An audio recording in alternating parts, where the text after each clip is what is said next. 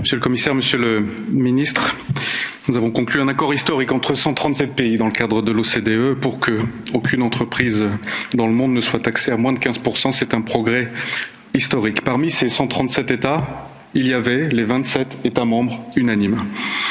Et nous devons évidemment appliquer cet accord dans l'Union européenne avec ambition.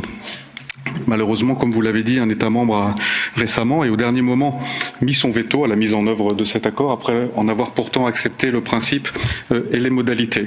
Je sais que la présidence française s'emploie à résoudre cette difficulté parce que ce qui est en jeu, c'est le leadership européen dans le monde sur la lutte contre le blanchiment, la lutte contre l'évasion fiscale et contre la fraude fiscale. Et au-delà de cet accord indispensable qui est attendu par nos concitoyens, cette péripétie met, je crois, en lumière les limites de l'unanimité en matière fiscale. L'unanimité est prévue par les traités, évidemment, dans certains domaines. Lorsqu'elle se transforme, comme cela peut arriver, en caprice, en veto ou en chantage, au mépris parfois de la parole donnée, ce qui ne se fait pas entre amis, elle n'est pas acceptable.